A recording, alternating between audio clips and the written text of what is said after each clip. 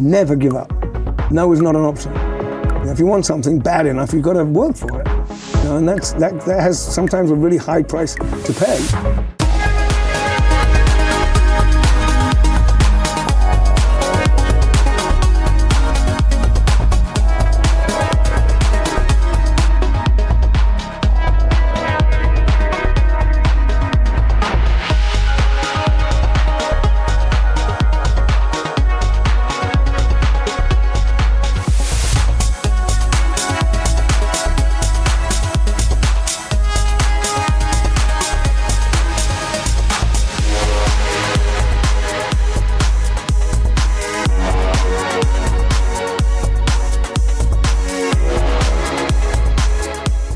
Bull's penis? Yes, this is a bull penis, but they dry it and it's called a bully stick. They sell it in pet stores. Right, Mark, thanks so much for coming. Good to see you, Vlad. How are you? Amazing. How are you? I'm doing a fabulous today, thank you. It's a beautiful day. Yeah, I see you have another guest with you. Can you introduce him? I do have my other guest. This is Loki. He is one of my wolves in our wolf pack. He's an Arctic wolf. He comes originally from Canada, and he's an amazing, amazing animal. He is one of the wolves that we have at the Alpha Wolf Lodge in Nuanu Creative City. He is right now kind of what you would call an alpha pack leader. He just became the pack leader. He's a little restless, so he may be moving up and down a little bit, but he's a really beautiful, beautiful animal. He's just very curious and inquisitive, as all wolves are. Would you like to say hello? Okay. You can say hi. He's friendly. He's just big. He's a big baby. Come here. Hati. Come here. Amazing. There you go. Kiss her. So how many wolves do you have? In the bigger pack, there are 23. I have 9 with me in my pack at Alpha Wolf Lodge. And yeah, it's a beautiful place. You know, I had all of the pack at my house in Canggu.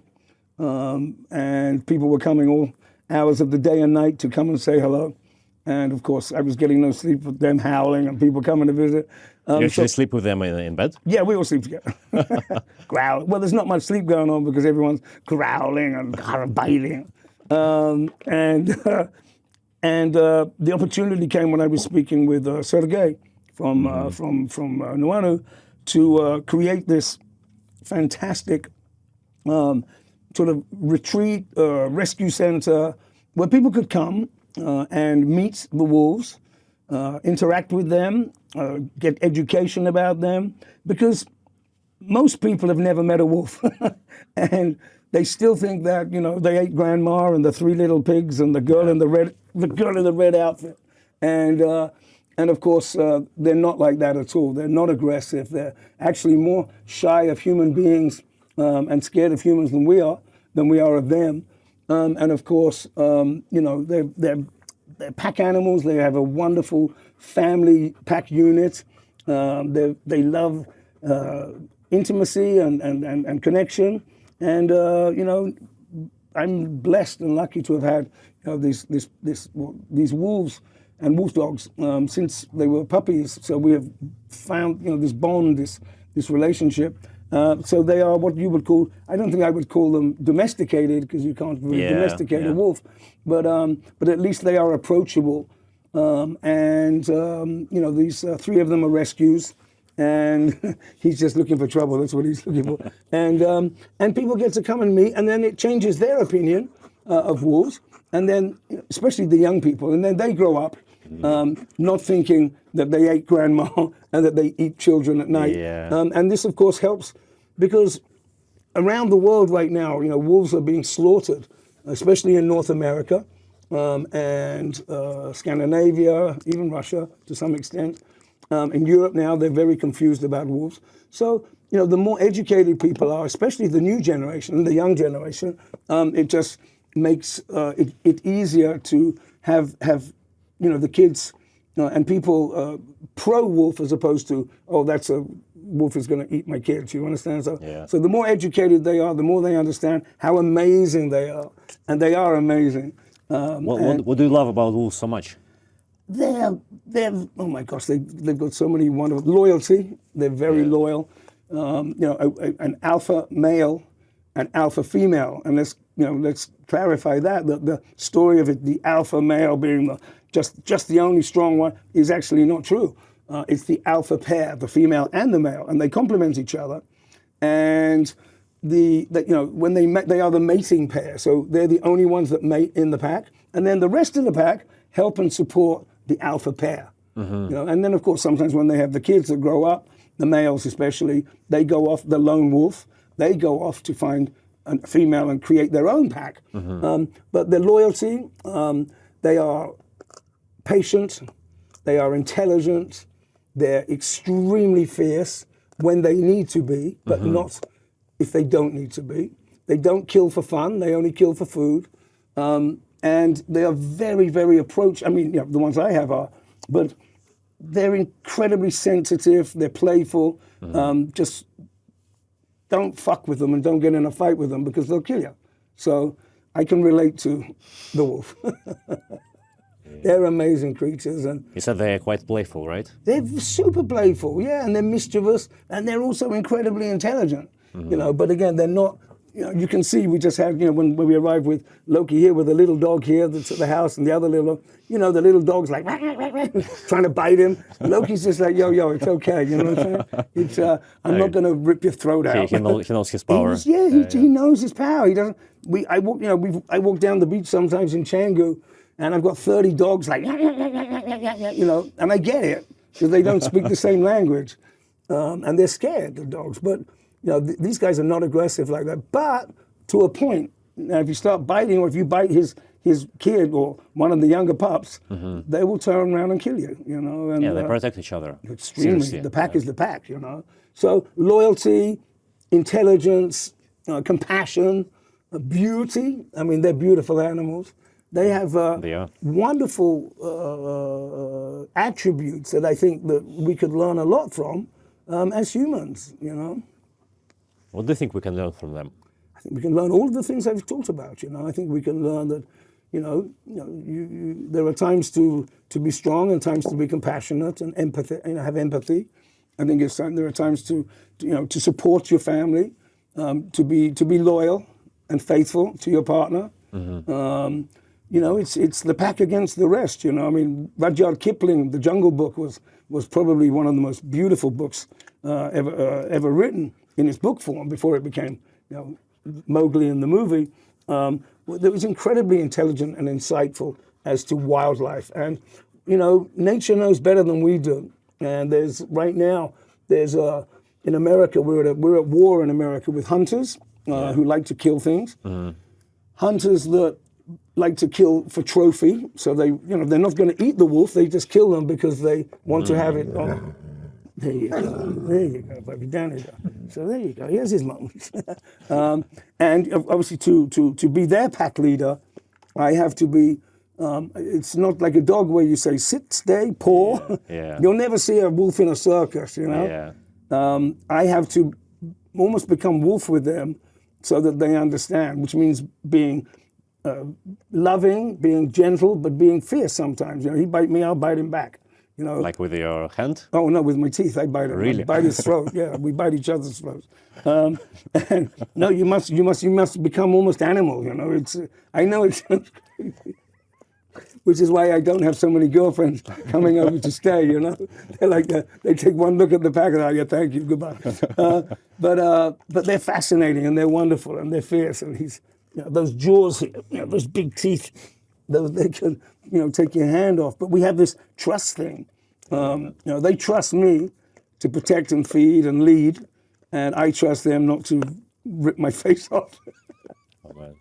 Yeah, I guess even if they bite you, it's going to be like a playful bite. He gets. Don't try and take that bone away. Yeah.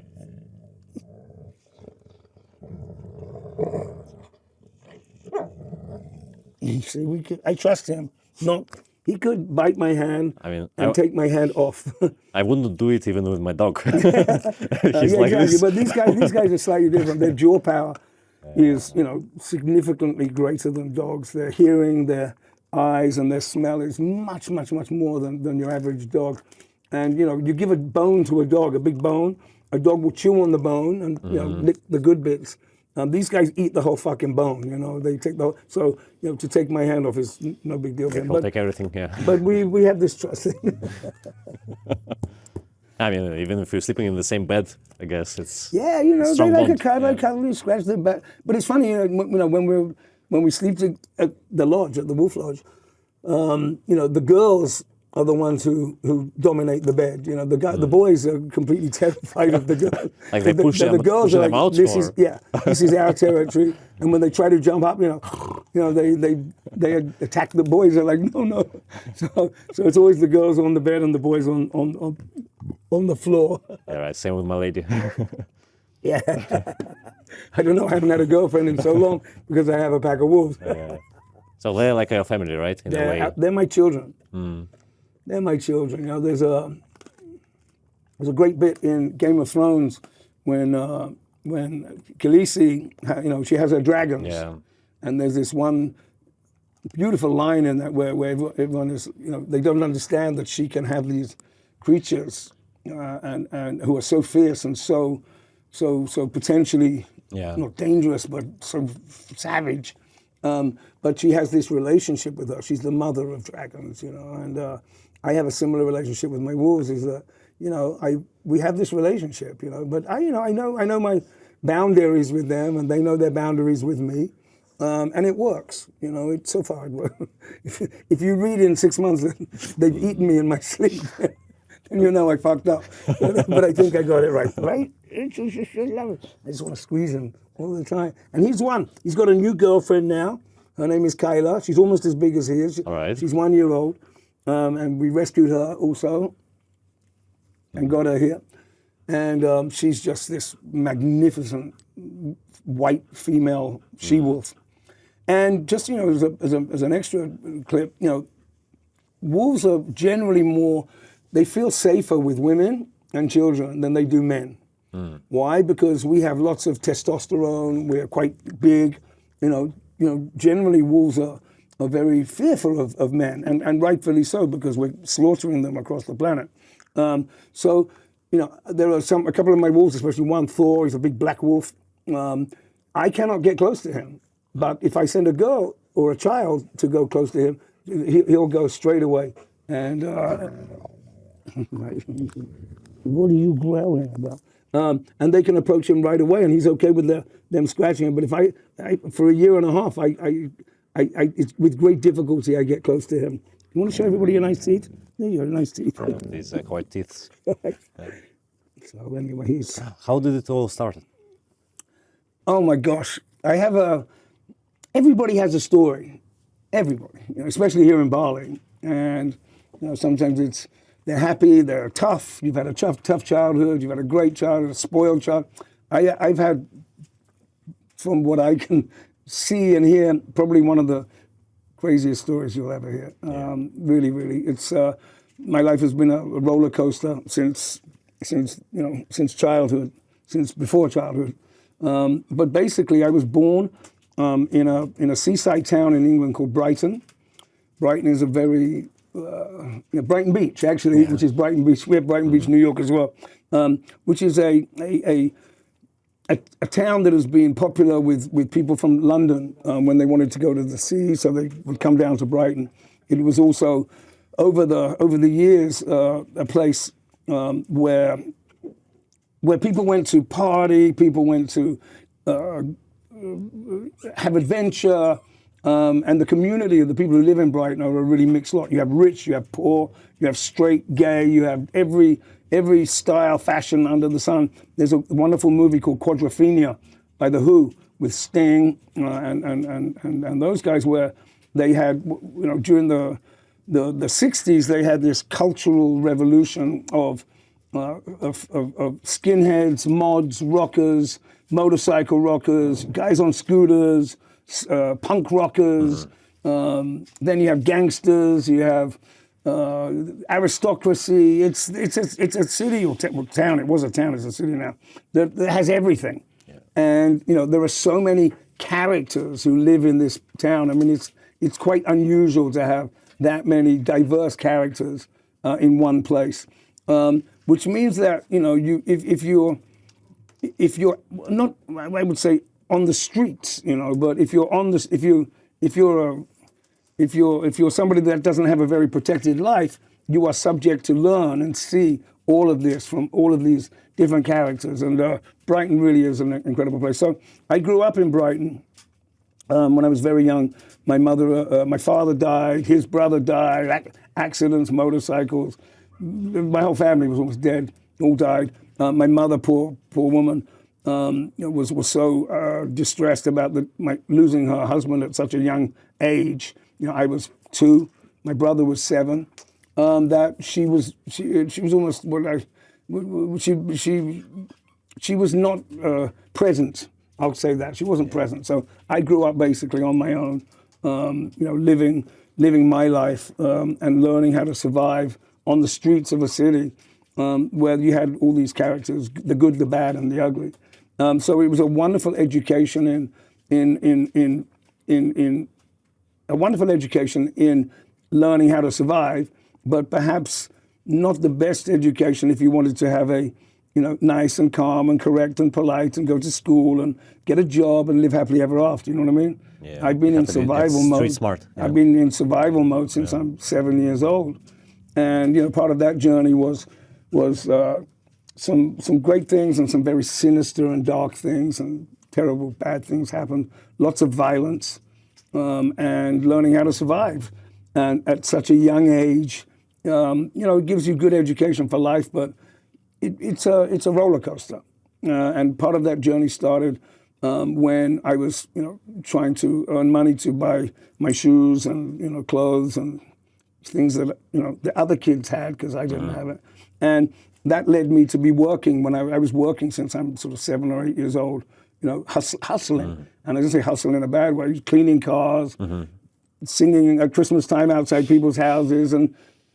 stealing alcohol and selling alcohol and breaking into places, and I mean, we had rules. Obviously, old people and kids and women were out of bounds, but everything else was okay. And one day a circus came to town, Chipperfield Circus, which was a traveling circus with live animals. Came to Brighton, and I went there and I said, do you have a job? And the guy was like, yeah, I need someone to help me put up posters, the circus posters, and do all these things to promote the circus. I was 8, remember that, 8, just turning 9 years old. So I was painted as a clown and dressed up in a monkey suit, and I would sit on top of his van that would drive around Brighton with the music, the circus is coming to town, and I would, waving at the kids and jumping off and I was 9, just remember that. And so I did this for about 2 weeks when the circus was in town. And then when the circus left, I went with it, So I said to my mother, Mom, I've been working with the circus, and, I think we're going to London, and we're going to Guildford and Liverpool. And my mother was like, okay, son, let me know how you're doing, keep in touch. This is a mother telling her 9-year-old son who's just about to leave with the circus, keep in touch. You kind of get the picture there, Yeah. It's not normal. I don't blame her for it. Because if she said no, I would have gone anyway. So I joined the circus, I ran away with the circus, and basically was with the circus for about 2 years. Every once in a while, the police would take me from wherever we were in England. We were a traveling circus, and bring me back home to my mother. And then, of course, 2 days later on, I would just leave again. On these journeys, it was wonderful. And the whole circus family is an incredibly diverse group of complex people. You have the talent, the trapeze artists, and the artists who had the big trailers and lived like VIPs.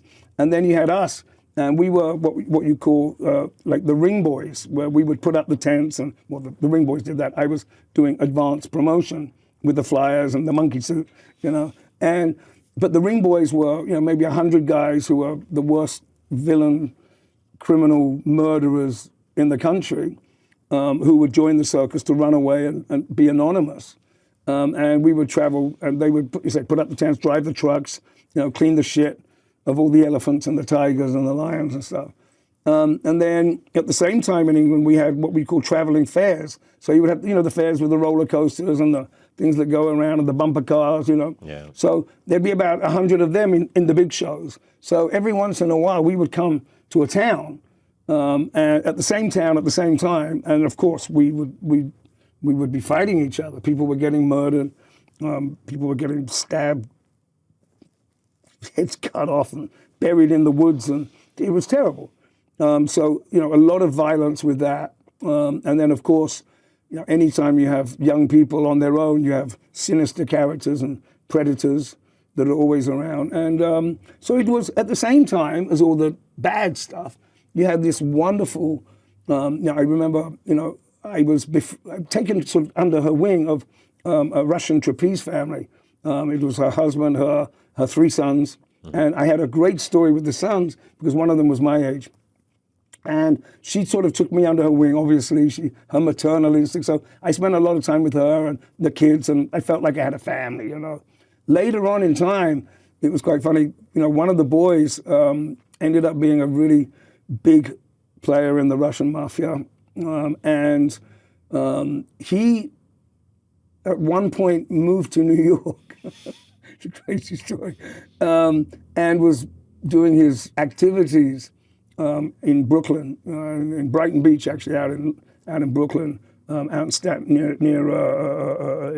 out in East Brooklyn there, and we reconnected, and it was this crazy story because I was at that time later on running nightclubs and doing activity or promoting nightclubs and doing activities, and we worked together for a while, and he was quite a big figure in the Russian mob.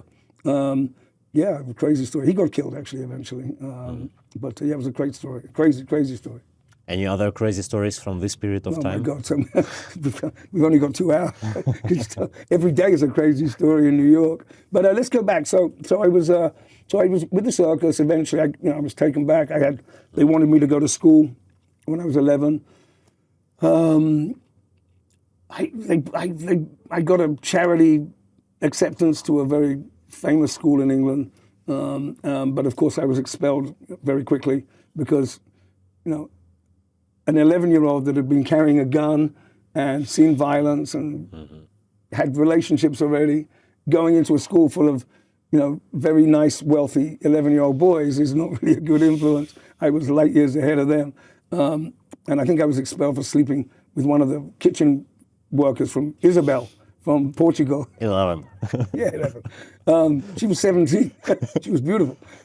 So you understand, I was a bad influence. I mean, whatever. So that was that. So they asked me politely to leave.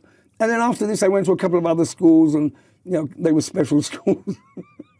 And that didn't work out. And then skateboarding came along. And I got my first skateboard. And because I wasn't going to school and I had all the time on my hand, I'm like 13 now, 14, 15, I was skateboarding all the time on the street. And of course, that was good for me to practice skateboarding, but it wasn't good because of the trouble I was getting in. And then skateboarding became this huge thing. And we were looking at the magazines, the California magazines with all these celebrity guys and the blue skies. And we were in England, on Brighton. And we were a big gang, maybe 300-400 guys and girls who were at this shopping center in Brighton. And of course, there was villainy and thefts and robberies. And, we were, it was just that sort of nucleus of street kids. But there were rich kids there skateboarding too. It was a place called Churchill Square in Brighton. And I was just skateboarding all the time, because it was a really good outlet for me of my energy and frustration, and quite a lot of anger, to be honest with you. I was angry about, everybody had nice parents and nice things, and they went on ski trips, and I didn't have any of that, I was always out there, wondering where the fuck I was gonna get, I wanted jeans, I wanted the shirts, I wanted, to eat burgers, and I had to fight for all of that. It's not a sob story, it's okay, because, now as I get older, it served me well in the art of survival, but it was rough there. It got really rough and very bad, and But there were some wonderful moments too, you know, and some wonderful people who were very kind, and there were some really bad motherfuckers, you know. So skateboarding became big. I became quite good at it because I had lots of time to practice. And then they started to have magazines, and I started doing competitions, and then bit by bit I became this sort of skateboard sort of celebrity, which is amazing at 15 years old. Yeah. And I was getting paid. I started to get paid to skateboard. It's like, what the fuck, you know? I mean, I love skateboarding, but I'm getting paid for it now. And I became probably one of the best skaters in England and Europe, because England was ahead of Europe in regards to talent. And we started doing vertical skateboarding. You know, now you see, you know, you've got straight skating on the street, and then you've got skating in vertical. So I started skating vertical and started to do all this crazy. I was called Mad Mark Baker because I was doing mad shit. So we were doing speed runs at like 70 miles an hour. We were skating swimming pools and ramps and all this crazy shit. And then I had a manager, and I was getting paid money each week from my manager, and going on tour, and thousands of kids would show. We were like rock stars, but we were 15 years old. We were kids, and there was the group of guys in California, and they were called the Dogtown Boys, and Dogtown, and they were the most radical. They were the bad boys of skateboarding, and the leader of the Dogtown was a guy called Tony Alva, and Tony Alva's still very famous now. This is just before Tony Hawk. Hawk was a little bit later on. Yeah. The Dogtown Boys were the bad boys of skateboarding, and I definitely could relate to the bad boys as opposed to the good boys. And my manager hooked up with his manager, and suddenly me and Tony Alva are on tour together around England. I mean, dude, this guy he was a real fucking character. He still is. He's still skating, bless him. But so Mad Dog Alva and Mad Mark Baker went on tour together. I was 15, and it was just the fucking craziest thing, you know, getting paid to do what I love to do, which I'm very competitive, and all my energy and all my potential shit that would have put me in prison, and I should have gone to prison many times then. Eventually I did go to prison, but at that time I hadn't really, I was a little trouble here and there, in and out, but not long term. And so we went on tour together, and then at the end of the tour, Tony says, "Yeah, Mark, you want to come to California?" I was like, "Come to California? What are you fucking?" Of course I do. I was 15, just turning 16. And then, so 2 days later on, I bought a ticket and flew to California, and started skating in California. So I was with the Dogtown Boys, and you know, I was a little bit of a bad boy myself. And me and Al would go on this tour, and then he says, "You want to come to California?" So I jumped on a plane, and then I went to California and started skating with the Dogtown Boys. I was living with Tony Alva. You got to understand, this is Tony Alva. You know, he's God in the world of skateboarding when it was so big, and I was with him skating and practicing. Then I would go back to England and go on tour around Europe, Scandinavia, here, there. The only place we didn't go was Russia, and I really wanted to go to Russia. And there was a small skate scene in Russia, which was shout out to Igor Vishnyakov. He's quite well known in Moscow too. He started the whole skate movement in Moscow. And what a fucking life we were having. I mean, it was brilliant. We thought it would never end. It was amazing. I was going to Scandinavia, doing shows for like 2,000 people, and the girls, oh my God. There were skate groupies. Can you imagine? Yes, you need to sit down. Skate groupies, and yeah, we were crazy. And it was an adventure. And then we thought it would never end. And then, you know, over the course of 6 months in around 1980, skateboarding just fucking died. BMX came in, rollerblading came in. I don't know how rollerblading ever became anything, but it did. How it will compare. It's, you know, it's straight and gay, you know. But it was. And anyway, skateboarding died, and I was like, oh fuck, what are we gonna do now? I thought, you know, I was set for life, and of course the companies were making millions of dollars, and we were getting paid, but we weren't getting paid what we should have got paid. We weren't getting Tony Hawk paid. We were getting, you know, don't you dare. So. He's already eaten half your house, by the way. Sorry. in the brief moment that we He wants to eat some sandals. Yeah, he'll eat everything. So So I was back in Brighton. I didn't know what to do. I didn't have any education. Skateboarding had finished. And of course, he's gonna interrupt us the whole time. You want to hold on to him? Don't worry about him. He's not going to eat you. Okay. You just got to be strong with him. Hey, stop it. So I was back in England, and skateboarding was declining. Skate parks where we used to go and skate that were being built couldn't afford the insurance, so skateboarding died out. So I was sitting there saying, "Oh fuck, what are we going to do now?" I then,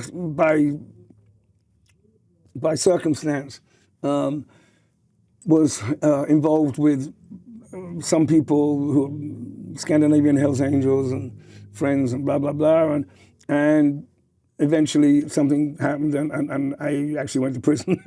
For how long? Yeah, I was there. Well, they gave me a life sentence, which was 12 years at that time. It was for hashish, to be honest with you. You know, back now you wouldn't even, you wouldn't go to jail for it now, but back then you would. It was quite serious. So they gave me a life sentence, and then because I was so young, and I basically took a fall for a group of people because I wouldn't rat them out. I said, okay, charge me. I'm not doing anything right now. So if I go to jail for a year or two, it's okay. So I was in a very, very, pretty bad place. I was in solitary confinement for about 6 months, 7 months, with horrible, corrupt policemen. And then eventually they gave me this life sentence. I got it reduced, and I ended up spending a year and a half in a prison. I couldn't tell anyone I was there. I couldn't tell my mum I was there because she would have had, I don't even know if she noticed I was missing, to be honest with you. But that's the way it was. But so, when I was in prison, I learned a lot. I was hustling in prison. I was working in the kitchen and stealing eggs and food to sell in the things, and then I was cutting hair, and I had no idea how to cut hair. I just brutalized everyone. I was running all these rackets in prison, and then just before I left, I got this job, doing the grounds work, the gardening. So I was doing the gardening and the vegetables, which was great because I was getting a suntan, and I didn't want to go back to England after getting out of prison looking like a ghost, So I was working out and trying to look good. But, I started to plant all these marijuana seeds around the prison, like hundreds of them, hundreds. And then, because we were all smoking weed in there, and then in the food room where all the guards used to eat, I would plant them in there too. So this was in about April, May. I got released in July, and just as I was getting ready for release, the plants were about like 2 foot tall, hundreds and hundreds of them. And in the guards' mess hall, the food room, they had these sort of red flower plants, but now it was like these giant marijuana plants.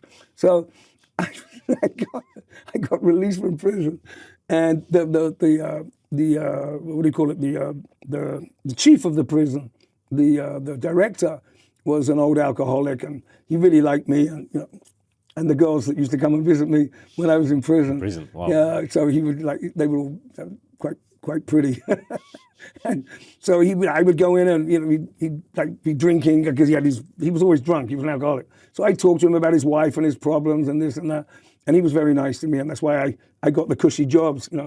I wasn't going to do the mechanical work because it would get my hands dirty and oily and nasty. So I got the kitchen work and then the gardening work. So when I got released eventually and went back to England, I called him. I was sending him postcards, and he sent me a postcard back. He goes, you're a really fucking funny guy, because they discovered all the fucking plants everywhere, and then it hit the news. So there was like the name of the prison I can't tell you, but it was like marijuana factory at the prison, and they discovered there was fucking marijuana everywhere. So he's like, you're a really fucking funny guy. And I was like, yeah, you too. That's a perfect revenge, yeah. Oh, it was great. It was beautiful. There's others, but anyway. So I saved up so much money in prison doing my hustles that, a couple of days after I got out of jail, I bought a 911 Porsche, a 2.4 liter sparkling blue Porsche. Look, I felt like such a fucking loser because I'd gone to jail. and I didn't want to be a loser. I think that anyone in their lives can do something at least once that could potentially put them in prison or get them in trouble. You know what I mean? Yeah. Everyone, you do something and it's, if you get caught, it's potentially enough. If you do it twice, you're really stupid. So I vowed, okay, I knew in the chapters of my life, prison was definitely going to be one of them. It could have been a lot worse before. It could have been for much worse things. So this was my taste of prison, and I just said I will never go back to prison. What kind of lessons do you take from this time, or Patience. maybe decisions you made? Patience, patience. You can't imagine unless you've been there to want to go to the toilet, and you press your buzzer, and the guards don't come. You wait 1 hour, 2 hours, 3 hours to go to the fucking toilet. What are you going to do? Do it in your cell? No, you can't. You got to wait. You want to everything. Patience at every level. So patience was a really good thing that I learned in prison. Also, was you've got two things in your life which you can't. Without them, you're nothing. One is your health, and one is your liberty.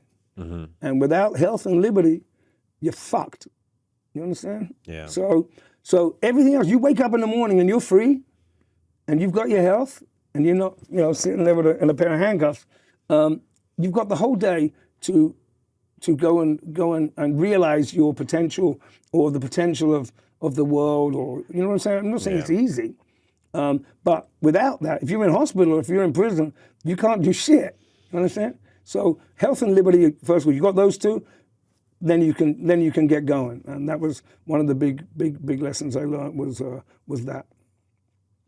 So and you became more careful with the law after that prison. Yeah, look, I'd never been really bad. Look, I'm not a bad guy. I wasn't a bad guy. My mother, in her madness, taught me always, to be very respectful to women, chivalrous. I don't know if chivalry is still alive anymore. Open a door, light a cigarette, be a good guy. You see a woman or a old lady getting beat up or attacked, you help. You become. I don't know. That was my deal. I think because of my childhood, I was always bullied by adults and authority, not by other people, because I learned how to fight good. But I think I always stood up for the weaker, the animals, of course. My great love of those that can't defend themselves. I sort of took that role of defending those things, and still do. You can't. I'm very, very sensitive to underprivileged people being abused. How do you say? Mentally challenged kids are a big thing of mine. Abused kids is a very big thing and has been in my life, and kids who have, whether it's abuse mentally, physically, or sexually. I can relate to a lot of it, and that's always been a case that I've been involved in since I'm young, and as the years went on, when I became quite a personality or a character in New York, and celebrity friends have raised many millions of dollars to help kids in foster care, abused kids, and still do. I still work with that. That's my thing. So anyway, I don't want to. It's not about getting a pat on the back. That's just my thing, and many other people too. Childhood abuse, mental, physical, or sexual, affects you for the rest of your life. It's how you learn from it, how you deal with it. It fucks your relationships, it fucks your marriages, it fucks your life, it fucks your trust, all of it.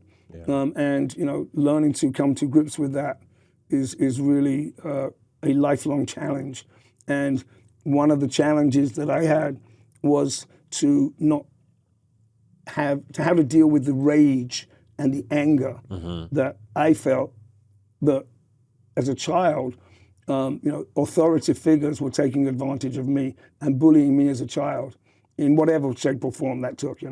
I couldn't understand how the people that are meant to protect us, in whatever, schoolmasters, police, teachers, wherever, step parent, whoever, and were taking advantage, and that caused me over time to have not anger, it was rage, and very dangerous rage, because I've hurt and ultimately hurt people who cross that line. The ultimate punishment for abuse. I've been there, you know what I'm saying? So, coming to grips with that when you're very young and moving beyond that, and that anger and that rage has been a lifelong challenge. And still is. It's still a challenge, I mean, say the wrong thing, the wrong word, push those trigger buttons, and, nice Mark becomes your worst fucking nightmare, I'll kill you. If anybody does something to your wolves, for example, I kill them. Yeah, I can imagine. Such a love and protection for. You touch a kid, I'll kill you. But we live in a realistic world, and you can't walk around doing that. In my history, because of the timing and things that happened, I'm still here, thank goodness. But you have to learn to deal with that, because you can't just go around smacking, belting, punishing, or killing people. You can't do that. And so learning to deal with that has been a big challenge, and getting over that. I even now get aggravated when I think about it, but you can't. You have to, and learning trust, and building trust in relationships, and this. I think there are so many people that can relate to this, especially girls who can relate to, just everything, childhood, and I don't think there's enough help, or there's not enough. I think it's getting there. Bali's a great place for this, because if you look at Bali, Bali's got all the broken children here. Yeah, from the world. And everyone is here to realize a dream, to do something. They're not. You're different if you just pack up all your bags and move to fucking Bali or Thailand, or you know what I'm saying. It takes a lot to be able to do that. To just not go and do the same thing for the rest, to go and search and look for answers, and come to grips with yourself. And Bali's a place where, Bali will strip you bare and beat you into the ground, but it'll build you up again too.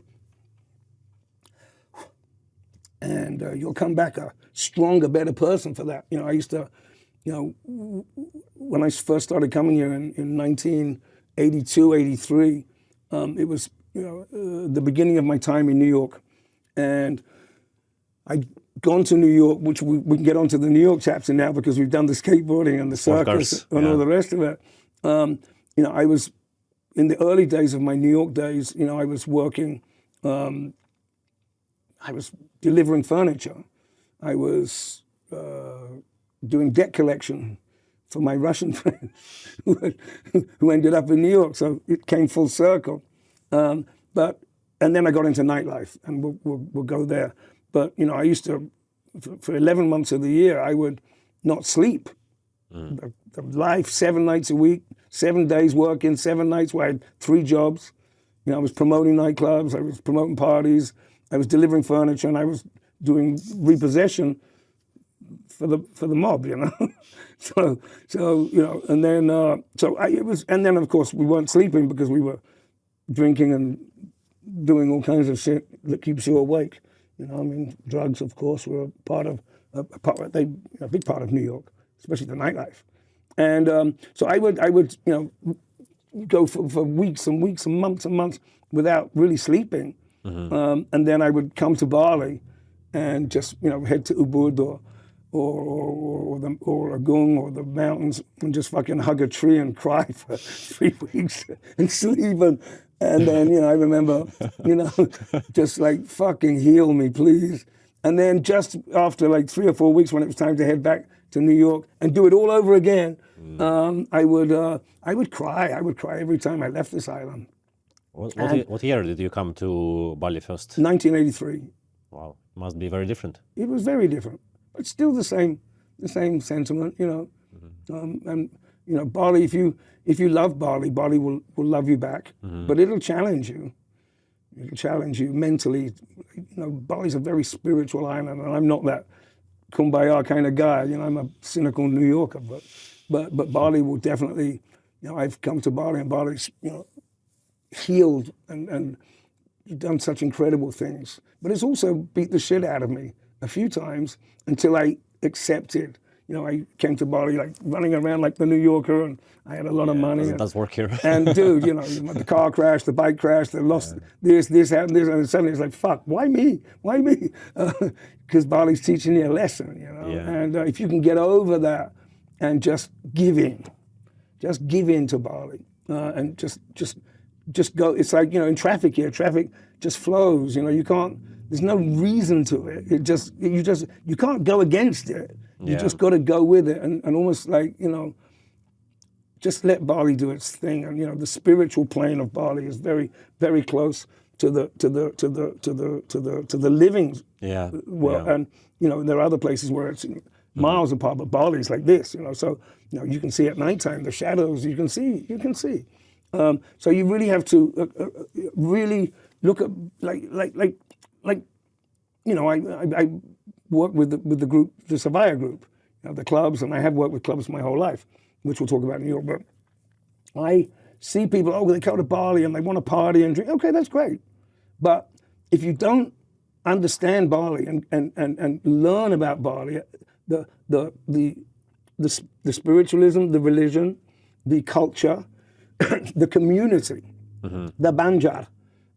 If you don't, you know, I mean, how many people don't go to temple here or go to a ceremony is criminal, because how could you understand Bali? Why is Bali so special? Yeah, it's beautiful. It's got beaches, got some lovely beaches, got some bad beaches. Why is Bali so special of every fucking island on this planet? Because it has all of it. The jungle, the mountains, the beaches, the east, the west. But it's the community, the religious, the you know, families still live together. There are 240 ceremonial days a year on this island. You know, you have offerings. Yeah, everywhere I go. Chanang 5 times a day. Go to a temple. Go have a blessing. You know, even if you're not religious, it's not about religion. It's just, it'll really change things for you. It'll just change the way you look at Bali, as opposed to just being that place where it's cheap booze and a good party. Or at least go to Bayan ancient tree and hug it. Yes. You know, it just, you know, Bali's special. Yeah. But if you don't learn or participate in that, then you're missing the whole fucking point. You might as well go to Pattaya in Thailand, you know, or one of these places. So you know, Bali's got that match. Anyway. Let's go back to New York City. Let's go back to New York. So I arrived in New York my first night, and I'd met some American guys, really fun guys, in Mykonos. This was 1983, 84, something like that, back when Mykonos was fun. And I had this blue Porsche, and I had to leave England because I was just getting in trouble the whole fucking time. And the cops were stopping me every 5 minutes. So I said, you know, I can't stay in my hometown of Brighton, I have to leave. So I shipped the car over to America and sold it for a lot of money. But the first night I arrived at New York airport, and I had no money, but I had this Porsche outside waiting for me. And immigration was like, you know, how you doing? And how long you staying for? I said, well, I don't know, as long as possible. And he's like, okay, how much money you got? And I said, $100. He's like, get the fuck out. You're going back. There's a plane leaving in about 3 hours back to England. You're going. I said, no, wait. I got a Porsche. And he's like, yeah, bullshit. I go, dude, it's outside. It's beautiful. And he's looking at me, really wonderful guy he was. I'll never forget his face. So I said, he's outside. He's waiting for me. He goes, okay, let's go look at it. He called my bluff. So I was like, okay. So we go outside. Right outside is this sparkling blue, shiny Porsche with my friend, you know, Bruno, who's got this, you know, slick look, and he's a handsome guy. And he looks at me and goes, you motherfucker. He goes, New York's gonna love you, and welcome to America. And I was just like, fuck yeah. Welcome to America. I never forget it. And so we drive up to Manhattan, and I'm looking at Manhattan, the skyline, and I could just hear, it was about 8 o'clock in the evening, and I could hear this rumble from the city. You see all the, you know, the skyline. And I was just like, holy fuck, this is the real deal, you know. This Very is, special. I'm not in Brighton anymore, you know. I'd never seen a city like that. It was crazy. So we drove in, and it was the opening, or the first week of the hottest new club in New York called Area. And, you know, Studio 54 and Xenon, the disco, with the sparkly hats and the cocaines and this was done. This was a whole new chapter in New York. It was downtown. It was a bit dark. It was Andy Warhol, Basquiat, the artists, all the downtown people. It wasn't Studio 54 was on 54th Street, so it wasn't uptown disco. This was fucking the real deal downtown. George Michael, Madonna, everybody was there. So the first night we get there and there's hundreds of people outside the door. And I was with these three guys I'd met in Greece and a couple of girls. And we were all the way at the back and they're like, oh, we're never getting in. This is the hottest club in New York. This was the hottest place on the planet at this point, because New York was really, right then, was the place to be. And I look up at the door and the guy who's doing the face control, the pick me, was a skateboard friend of mine called Jules Gayton. He was doing the fucking door. So he sees me, I'm like, Jules. And the guys that I'm with are like, dude, you've just arrived in New York. So the guy sends the fucking guys out and they opened it up and we rolled in and I was like, yeah. And we get inside and I go straight to the toilet and somebody's like, here, you want a bump of Coke? And I'm like, oh, fucking, you bet. And there was girls and boys in the toilet, the door, people were fucking, it was Coke. I was just like, holy fuck. Heaven, I found home. This is it. I'm never leaving this fucking town. This is it. This is me. This is it. And I'm going to become king of this town. Or I'm going to make my mark on this town. That's an amazing entrance to your city. It was just like that night. And I didn't sleep for a couple of days because we kept on partying. But anyway, so that was that. And then over the next sort of 2-3 years, I was working in the dates. The car import business that I'd done, I sold my car, the Porsche, and made a lot of money. And we started importing cars. But of course, we smashed all the cars up and we didn't have insurance and we lost all the money and I was broke again in New York. And I'm like, oh man, what am I gonna fucking do now? But I said, I'm not leaving New York, I gotta stay. So I started doing the furniture. So I was lugging, furniture up 16 stories of really bad high-rise in poor neighborhoods. We call them the projects, And of course, this is the time of crack. Everyone was starting to smoke crack. Yeah. So these are like, you're white, you don't go to these neighborhoods, But we were going, me and this crazy ex-military guy, another story. We'd be delivering furniture. And then after a while, if they didn't pay, we had to take it back. But I was out in East Brooklyn and the Bronx, Harlem, places that white people, in fact, no one goes to these places. I was there every day in the daytime. And this is where I met, Biggie Smalls, the rapper, all the rap community. This was before Puffy, but all the street rappers, all the gangsters, I met everybody. Because I was that crazy white guy who was driving. And I forgot, I still had a Rolls Royce. I had no money, but I had a Rolls Royce that I hadn't sold yet. Me and my friend were sharing it. And this guy, Izzy Goldrush, bless him. So I would be driving around broke. I would have to siphon petrol because I didn't have any money to fucking pay for the petrol. And, they're getting on, these guys? And I would be driving around New York in this fucking Rolls Royce. And I would sometimes go to the Bronx in the Rolls to go and do debt collection. And then I started doing collections on jewelry and televisions, and we were carrying guns and shootouts, and it was madness. How old were you at this time? I'm like 20, 62, 72, 82, 83, 84. I was like 23, 24. Yeah, but it was, every day was this event. But then I'd come back, and then I started working as a waiter in the coolest restaurant in New York. It was called Cafe Pacifico. And it was a big Italian family who owned the restaurant. Amazing people, Gloria DeMann. And their sons were, I got very close with their sons, Todd and Drew. And Todd and I became eventually partners in restaurants. But I'd come to work in a Porsche Rolls and go as a waiter and make up all these characters while I was, but everyone was there, it was like Mick Jagger and David Bowie. So I made friends with everybody. And then after that, we would go and party. We would drive downtown and party till like 8 in the morning, and then I'd have to get up and go and deliver furniture. So I just didn't sleep for like months on end. But I was meeting everybody. And then eventually I was like, you know what? I know so many fucking people, and I'm so, I'm kind of in the groove everywhere I go. Everyone's like, hey, Mark, hey, Mark. And I said, I'm going to do a party. I want to throw a party. And this is the time there was no club promoters or promotions. There was the club. That was, people would go to area or Studio 50 or the club, but you didn't have promoters. So I said, let me see if I can throw a party.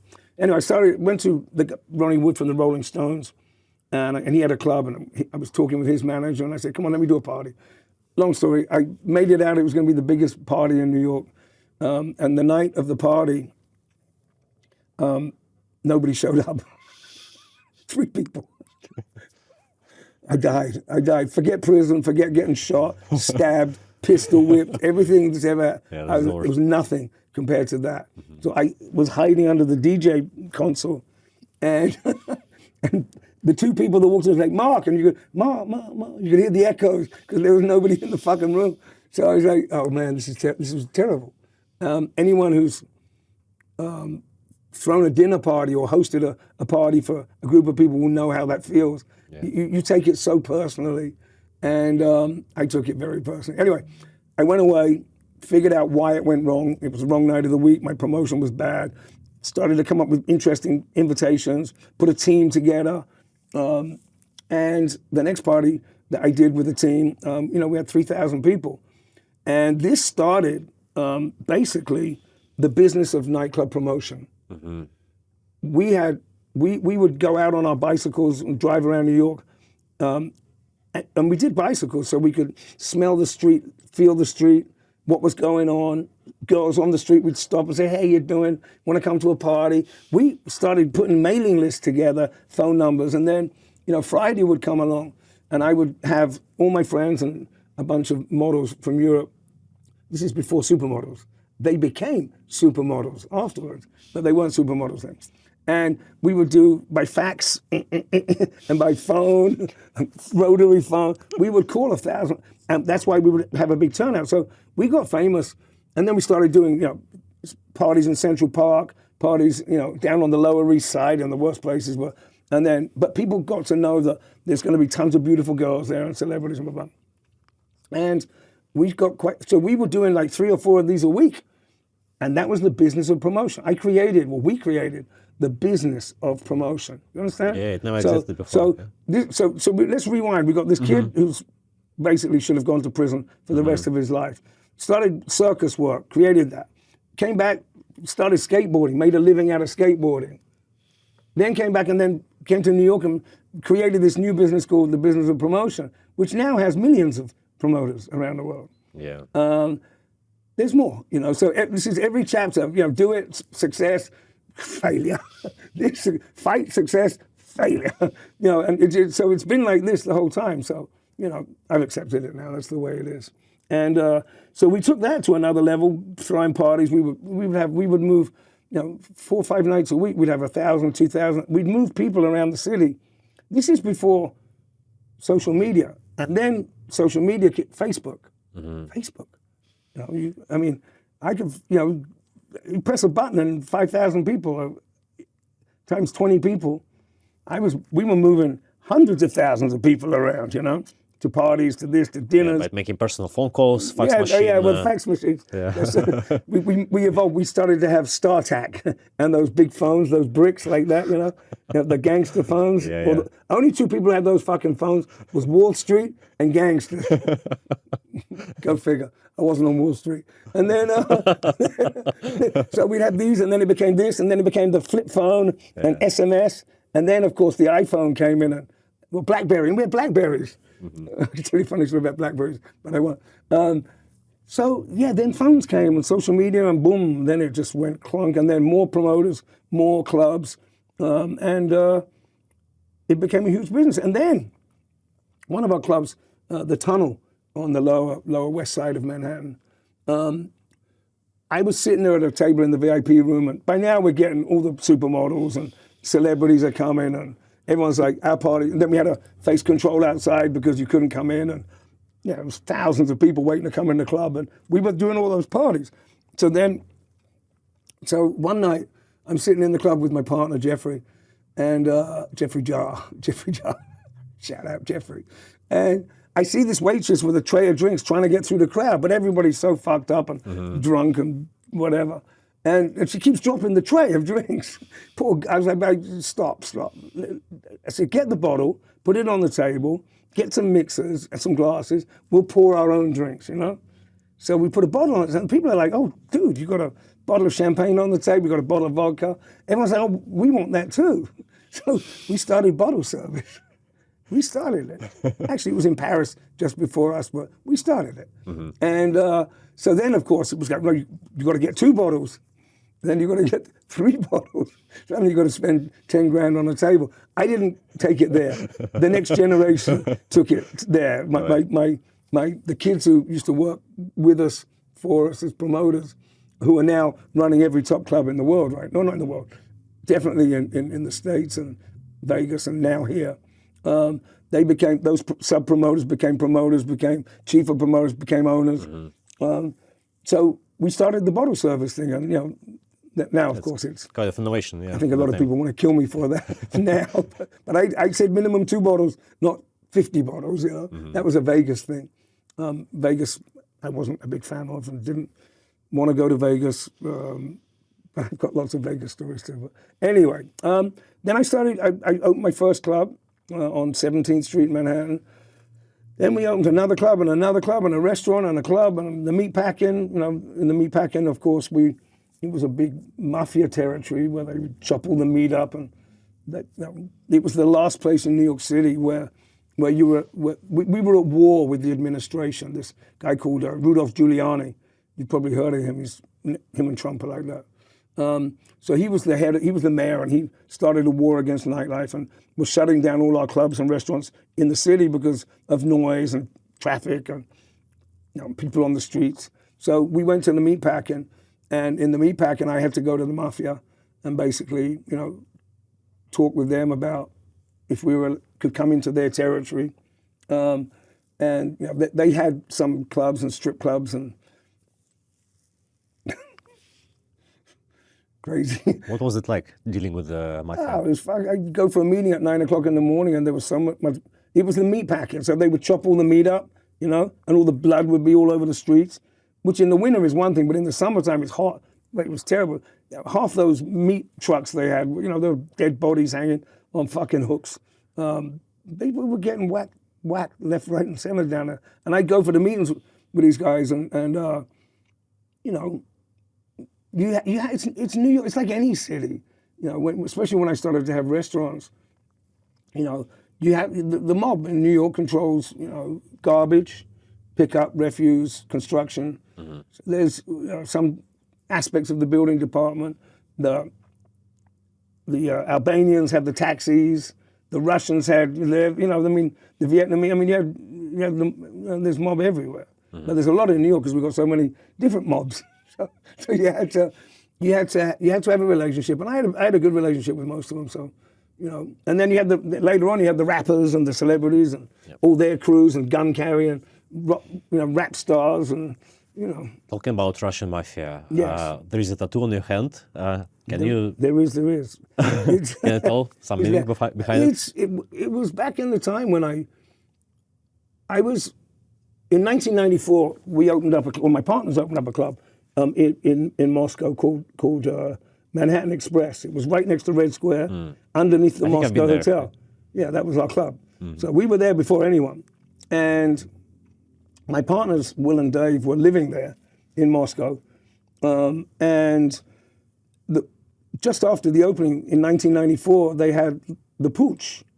So we took tons of journalists and people stuff over from New York for the opening. But that weekend, while we're tripping on mushrooms in Red Square, like walking around best place for at mushroom 2 in the trip. morning, and we're looking around, and there's fucking tanks and soldiers, and we're like, what the fuck, man? You know, like, do you see that tank? You know? No, we were hallucinating our fucking balls off. And it was on Sunday morning, I remember, and you know, half the people were back at the hotel with girls and models, and like, it's so beautiful, the girls. Anyway, so then we're like, oh, fuck. And then we started getting these messages, we have to leave Moscow right now. And we're like, why? And then they started attacking the White House, you know? That, it was 94. And so everybody has to get on the bus and go to the airport. Sheremetyevo? Sheremetyevo. Yeah. And we're going down Tverskaya, and you can see tanks rolling by, and we're like, holy fuck, this is a movie. But we're still tripping. So we're like, oh my God, this is so heavy. There's guns. And all of us had got caviar. We had caviar in coffee jars, like this, like tons of them. So we were like, you have to go now. So we were like, leave the luggage, but take the caviar, you know? So everybody had fucking kilos and kilos of black caviar. And we got to the airport, and we were trying to hide it, and it was just, it was a movie. And we had to get out. Not all of us got out. Some got stuck there and were there for 3 months at the Moscow hotel, and the Balchuk Kempinski, I think the Kempinski was open then. Anyway, that was the first time. And then in 2000, I started to go back to Moscow all the time, and I was bringing celebrities over there. There was a guy called Alexander Shumsky from Artifact, Russian Fashion Week, and Andrei Fomin was doing The Most Beautiful People, and Mikhalkov was doing the movie stuff. So I met all the oligarchs, I was bringing celebrities. You know, they'd come in, they'd get paid $500,000 in cash, fly out for 2 songs, 3 songs at the oligarchs' Christmas party. So I was one of the first Westerners into Moscow. And of course, I was coming with celebrities, you know, all the boys, you know, Mickey Rourke and Sean Penn and God knows who else. Because of the girls. It was an easy sell. But Shakira came and they sang, and Beyonce came. So I became this sort of this bridge, which I was doing anyway around the world, because we wouldn't just have the clubs in New York. We had the best clubs in New York, but I was doing parties, you know, in Paris, London, Milan, Fashion Week, Grand Prix, Film Festival. We were doing parties everywhere. We just didn't stop. We would just get on a plane, fly, do a party, you know. Yes. Hug, kiss, sniff, off to the next party, and it didn't stop. You must have like hundreds of thousands crazy stories about parties from this time. What like maybe 1 or 2 craziest stories from parties? I can't even. I'll just let me progress, and I'll just think. I mean, it was all every day was crazy. Everyone. I mean, yeah. But I always looked at it like, you know, my function. I wasn't a dentist. I'm not pulling your teeth out. I'm not a shoe salesman selling you shoes. I sell fun. You know what I'm saying? I sell fun, which is not a bad thing to do. You know? You want to come to my party, or do you want to come and have your teeth pulled out? It's only easy. You want to come to a party with a lot of beautiful girls and, you know, have fun in the hottest. Yes, okay. So it's an easy way to make friends. So I became, you know, not popular with everyone, but we were throwing the greatest parties in the world, around the world. I mean, everywhere. We were fucking everywhere because New York was hot. So our crew of celebrities and models and supermodels and stuff who were they would be at Fashion Week in Paris, or the Cannes Film Festival, or the Monaco Grand Prix, or Russian Fashion Week. I would just travel with this crew of people who we just partied for a living. It was amazing. So one of our rules was that whatever celebrity was there, you know, whatever they were doing, you know, if they were kissing a guy or getting a blowjob or doing coke or whatever, I would never just tell people that to the press, you know. Yeah. Of course, we would say to the gossip columns, yeah, this one and that one was at the club last night, looking good and blah. So you get the celebrity piece, but it wouldn't be what they were doing, you know. And this is presidents and, you know, celebrities and it was everybody. I mean, over the course of, you know, of my New York career, I think pretty much, apart from Elvis Presley, I think we've had everyone at some point or other in the club having fun. You know, all of them, everyone. And yeah, so let me have to think about some stories because I have to be careful what I say. But yeah, you know, Jack Nicholson, Oliver Stone, Sean Penn, Gisele Bündchen, that one, you know, everyone. What's his name? I'll tell you a great story about it. And I also, you know, I would always protect the celebrities that came to the club or were at our parties. But I would also look very carefully how they treated my staff, if they were generous, if they were mean, if they were dismissive. You know, Mariah Carey Mariah worked with me as a waitress. She was a waitress. She didn't last long because she was a really bad waitress. But she went on to hook up with Tommy Mottola, and Mariah became Mariah, you know. In New York City, many of you start as the actors and singers and performers go to New York with a dream, but while they're waiting for that dream to happen, they work in restaurants as a waiter. Bruce Willis was one of our bartenders. Wow. I mean, and on. Vin Diesel was one of our security guards at the tunnel. I mean, I could say this about nearly everyone. Madonna, was working downtown. So all of us, that's how we all grew up. And of course, as you grow up, at the same time, the cop that was, just started as a cop, he became the chief of police. And that little Italian guy over here who was running errands and stuff became a maid, what we call a maid guy, a maid gangster. And the fire department guy who started off as a rookie fireman is now one of the chiefs, one of the white hats of the fire department. And of course, later on in your career, when you have issues with cops, fire department, police, mafia, this, that, you've already got 15 years, 20 years of relationship. I now got 40 years of relationship, not just in New York, but around the world. In Bali, same thing. Moscow, same thing. What advice can you give on building this kind of relationships with your personal network? You've got to be real. You got to be real. You got to show up. You got to be there. You can't. There's nothing worse than someone who says they're going to do something and they don't do it. This is called what we call flaking out. Yeah. If you say you're going to do it, you fucking do it. A handshake is that's it. That's gold. Contracts, this, that, whatever. A handshake. You shake on it. I look you in the eye. I'm oath bound to do it. And if you don't do it, then you're weak and you're fucked and your reputation is out. I've always tried to, if I give my word about something, I'm going to do it. If I humanly can, and just treat people the same, whoever they are. If they're poor, they're rich, they're famous, they're not famous. Treat everyone equal. And I know that sounds all kind of kumbaya, because sometimes you have a shitty day and you don't want to treat anyone nicely. But you kind of got to do it. You got to consistently, be nice. Like, in Bali's a small microcosm of it, but you go and you smile and you wave and you get it back. You're good. It's a nice two-way street. In New York, you say hi and wave, they probably think you're fucking crazy. Fuck off. But you do that over the years with enough people, and suddenly, you're a central figure and a character. Look, not everyone's a character. I laugh at myself frequently because I think I'm ridiculous sometimes. But I'm a real guy and I show up. And if I promise something, I'll do it. And over the years, you make these friendships and relationships that aren't just like a 1 week relationship or a 2. They're a year, 5 year, 10, 20 year, 30 year, 40 year relationship. And you have those kind of relationships with the right people, and problems go away. Issues go away. All the fucking struggle just becomes a lot easier.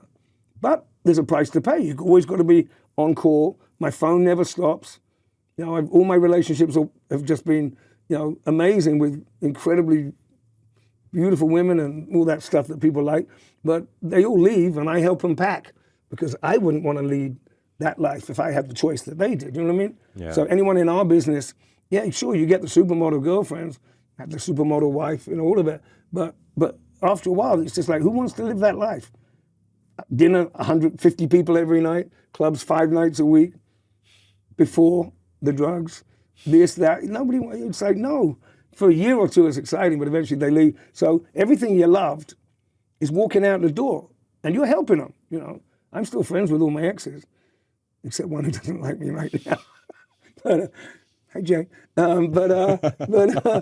She watches the podcast too. I don't think she likes me right now, but we'll fix it. I get it. I wouldn't date me either, So maybe that's why the wolves came in, because I know they're not going anywhere, So I got one wolf and then another wolf and another. Now I'm okay with wolves. I'm better with wolves than I am girls. So what role women played in your life? Oh gosh, I'm a diehard romantic. I love women. I love their company, and I love the partnership of it. But and it's obviously a lot. I think it's a lot nicer to share something with a partner and do those romantic things. Let's go up to a cabin in the woods and put the fire on and drink red wine together. But there was also back in New York, it was like, let's get a bag of Coke and a couple of bottles and fucking get crazy for 2 days, which is great for the moment, but it's not sustainable. So of course, which is why I quit, all of that stuff a long time ago, 18 years ago now, pretty much.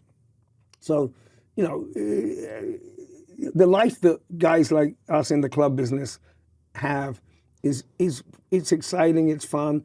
You go to the club, there's no waiting, you got the best table, you're in the DJ. It's all good, but it's exhausting, and it's not, and there aren't many times where you can go and do normal things like, like go up to the woods and be in a cabin. I used to promise it a lot, but it would only happen once a year. So, it's the club business is a and hospitality is a relationship wrecker, because of the booze as well, booze isn't good for relationships. So, I mean, a great partner, but right now, I'm at my age, I see all the young, there's lots of handsome guys out, there's lots of beautiful girls out there. I'm quite happy. I've had my chapter with all of that, the Ferraris and the boats and the planes and the cars and, all of it. I've had all of it. So I can sit back, and the beautiful girls, I can sit back now and say, you know what, if we're going to measure what success is success having, a Ferrari or 10 Ferraris? Is it having a boat, a plane, the supermodel girlfriend? All of that, yeah, they're great to have. I can't say they're not, but they're not everything. So at this stage in my life, I don't wear shoes. I have, 50 sarongs and 50 shirts that look the same. I have a scooter. I have a driver and a car for when I go to Surveyor at weekends. But I don't really need any. What am I going to do? Drive a Ferrari down Batuballon? No. So. But I'm lucky. I can say been there, done it. So I'm not going to miss it. Which means I get to this place, and I say this because as some inspiration for young people. The toys are great. Get a nice watch. Buy your girl fucking diamonds and all that stuff. Have nice cars and all the toys. They're great. They're a lot of fun, but they're not ultimately going to make you really happy. You've got to be happy with yourself and comfortable with yourself. And then the final word is to be content. And to be content is a really important word because, if you've got $1 million and you want 5 million, and you get 5 million and say, I want 10 million, or I've got, one Ferrari, but I want a Ferrari and a Lambo. You know what I'm saying? It's like you're getting more and more keys on your chain, and each one of those keys is a lot of stress and time and energy. And eventually, it's just too much stress. You start getting rid of the keys, until you've got a key to the scooter. And that's just wonderful because I'm content. I'm happy. I am content for the first time in my life. I wake up in the morning, I've got stress. I work like a maniac, obviously for Surveyor and the Wolves, and we have organic farms and this juice company in the raw. Can you tell more about this Bali chapter of your life? Yeah, so why did you move here? It got time. I was in New York, and it was things were just. It was becoming repetitive. I mean, how many more parties can I do? How many more drugs could I do? Or how much more booze could I drink? Or how much money? This life was just becoming exhausting, and I could see, it's not a good look. 20 years, 4 years old, 25, running around with 20-something supermodels is fine, but when you get to like 40, 45, it's starting to look a little creepy, So I was like, okay, I've had my chapter. It's time for the next generation to come up and bow out gracefully. So I stopped partying with, doing bad things and the booze and the drugs and stuff. And I started with another friend of mine, a juice company called the Juice Press in New York. And this little juice company where we were doing like cold pressed juices and, healthy things, became a $100 million company. Make more money with juice than I ever did with nightclubs, that's for sure. That's crazy. Anyway, so I cashed out, and I was like, okay. And with my girl, like, babe, let's go live happily ever after in Bali. No more clubs, no more restaurants. We've got quite a lot of money now. Let's go enjoy life. But of course, we got to Bali, and then after a while, I was like, oh fuck, man, maybe I should just open one club. maybe 2 clubs and a restaurant, and 2 clubs and a restaurant, and a couple of, and then, and then she's like, dude, are you kidding me? And I was like, but you can go and do what you want, come here, She's like, nah, I'm going back to New York. So I was okay, helped her pack. See ya. Went back to my club in Seminyak, which is called Townhouse. There we go again. But I wasn't doing it with the bad stuff. I was just working like a lunatic. And it was a beautiful place. And the stress, and we were back to square. We were New York in Bali, without the drugs. So I helped her pack. She left. She went back to New York. And that was kind of that's been going on for, I've been here 16 years now. So that went on for like 10, 12 years. And then while I'm in Bali, I lost the club in Seminyak. It was great for a while, and then it didn't work, and it was, and then COVID came along, and it really bad times. I lost everything again in Bali. I was like, oh my God, everything was good. I had the girl, I had the money, I had the clubs, everything was great, and I'm in paradise in Bali, and I love Bali. And then, in the course of a year, I lost everything. And so that was a wake up. So I went back up to the mountains and sat on the mountain and just said, oh, fuck, man, what am I going to do now? For like the 10th time in my life. And I just said, it's time to slow down. It's time to slow down. So I started organic farming, started organic juices in this company in the raw. We do delivery. And amazing. We created this new system to grow organically. And then, of course, Alex, a very dear friend of mine from New York, who had been working in the industry with me, doing promotions and stuff, says, Mark, I'm coming to Bali, and we're doing this mega project in Uluwatu. And I was like, where? He's like, on the cliff next to Alila. I'm like, you're out of your fucking mind. It's the other end of the planet. It was like honeymoon. People went there to get away from everyone. But then I looked at this place. I was like, oh shit, this could be really. And then I looked at the plans for what they were building. I was like, oh fuck, this is going to be mega. And Alex is a genius. He's a very smart guy, younger than me, but has been around a long time. And he'd done Vegas, he'd done all of that. And I said, look, are you really, with this Western style club, you're coming to Bali, and you got to love Bali. You got to respect Bali.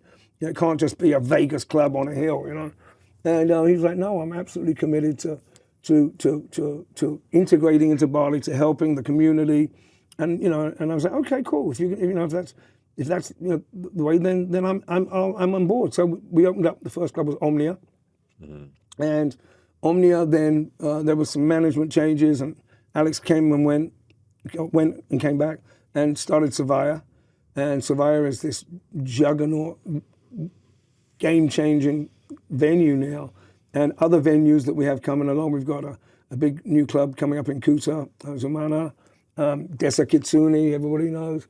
And Alex Alex just pulled off Day Zero with Damien, the DJ, this incredible week-long festival of spiritual music, culture. Yeah, he's just doing it right, but I work with the team, and I love what I do there. But I also have my time to my wolves, which is my passion, the Alpha Wolf Lodge in Nuanu Creative City. I moved all the wolves there from Canggu, and now people can come and see and learn, and like we talked about before. So we've got the organics, the farm, the juice. I've got Savaya and Dessa. I do television production. I don't have a girlfriend, so I've got all the time in the world to tell. All I got to do is, hey, come here, you ready? See, look, he's just waking up. Loki, come here. No, don't let the little dog eat you. See, there's a little dog. That little dog. Oh shit! Come here. So come here, Loki. Come here. Come here, Loki. Come here. Up. Come on, up here. Up. Come on, up here. Come on. Yes, stretch. Up. Come on, up here. Come on, oh, you lazy fat. So there you go. So he's my baby. He's my. Yes. He's a little growly. Can you get him in?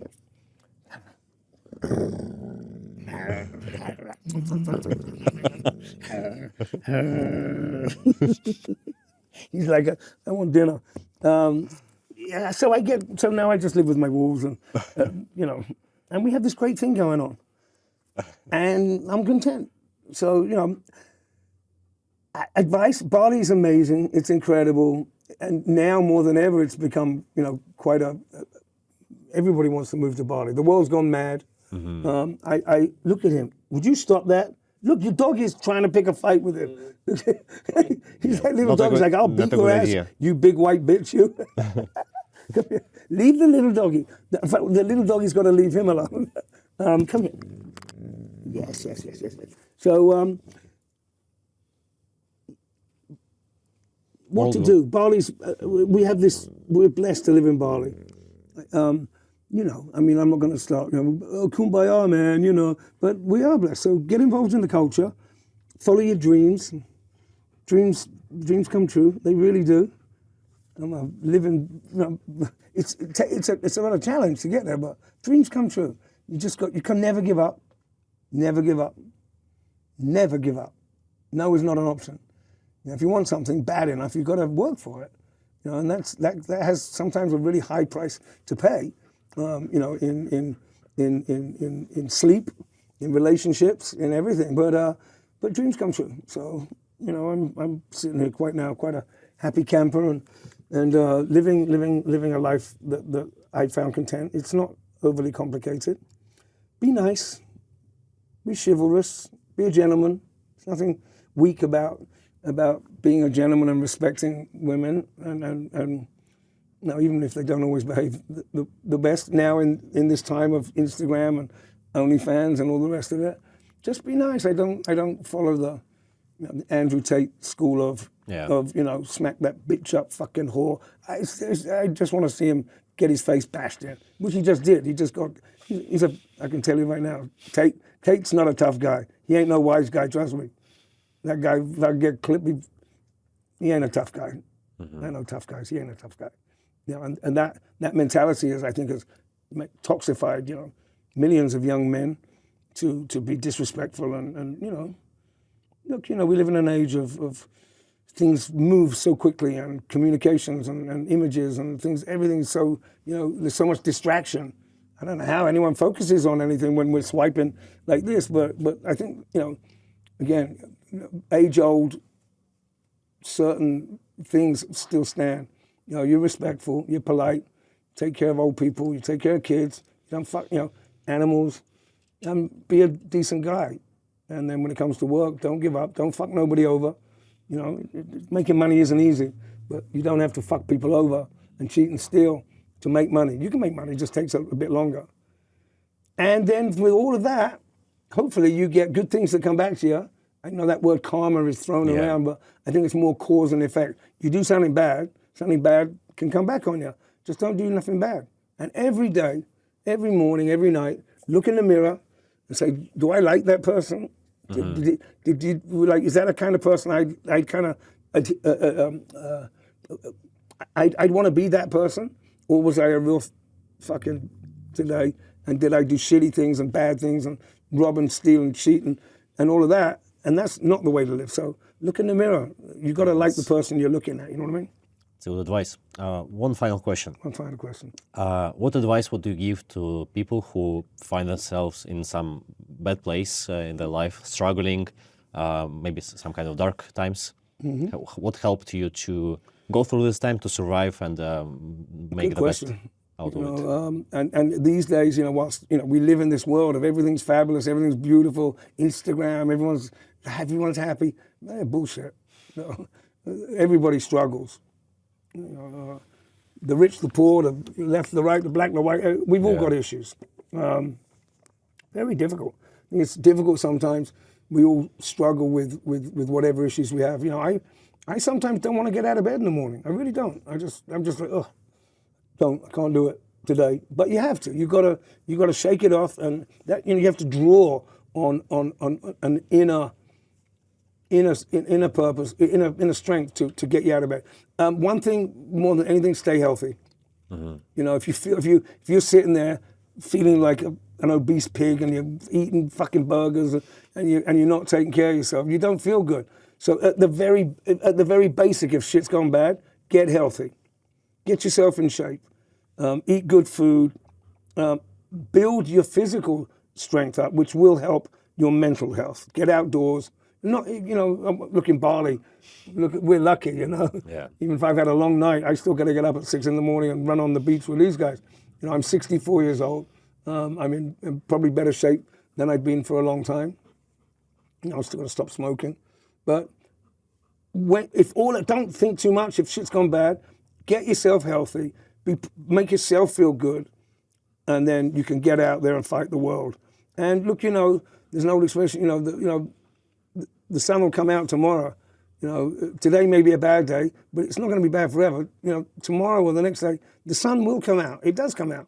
You just got to hang in there and just draw an inner strength, get healthy, and be nice. Good things come around. And try. Don't give up. Thank you, Mark. My pleasure, Vlad. And very nice to come. And thank you for having us today. I'm going to get Loki back to his pack. And thank you, Loki. Great tech. You didn't say much, and I was talking for most of it, but you know, life is a beautiful thing. It is. Cheers, man. Great again. Mark. Good to see you. Cheers. Thank you.